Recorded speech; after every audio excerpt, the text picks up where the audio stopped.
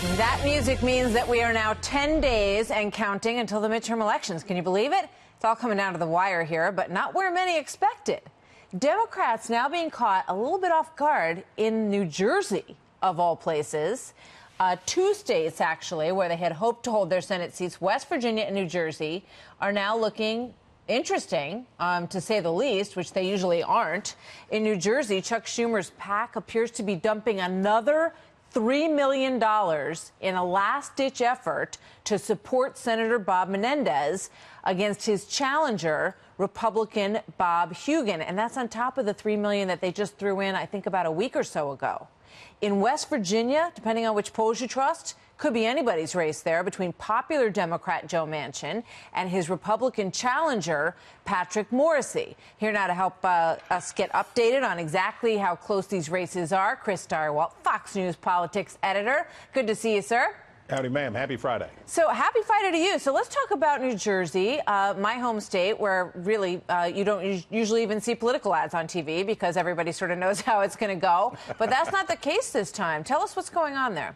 Well, look, can you imagine how upset Democrats are that they're having to spend all of this money on what should be a safe seat? Bob Menendez's decision to seek re-election, despite his indictment. Now, look, he ends up with a hung jury, and prosecutors say that they're not going to carry the case forward, but it has put a terrible stink over it, and it has developed enormous ill will among the Democratic Party in New Jersey that they're having to do all of this for this guy. Now, look, he's still favored to win. Make no mistake about that. The tightening of the polls is unmistakable, but we remember the lean of the state. We remember the vibe of the year. So he's still favored to win. But now they got to sweat it, and they have to take money away from other races where it might be better spent and spend it on saving a seat that they shouldn't have to be trying to save. Yeah, I mean, as you said, those cases, he was not convicted on those charges, obviously. He's still in the Senate, and he's running. He did have ethics charges. He was sanctioned. What's the word? Censured by the ethics committee for exactly the same charges that he was up against. So maybe some of that is hanging around, as you say, has put a stink on some of that race. West Virginia is where we started this whole thing. It's where you started, really. I mean, from the very beginning. That's from the very beginning. We did the debate in West Virginia during the primary race, which was quite interesting. And Patrick Morrisey emerged the winner on the Republican side there. Very Republican state, but still maybe more interesting than people thought, Chris. Look, Joe Manchin is, again, favored to win. Democrat is favored to hold here. He's enormously popular. He's a former governor. He's been elected statewide many, many, many times. He's been in state politics in some form or another since the late 1980s.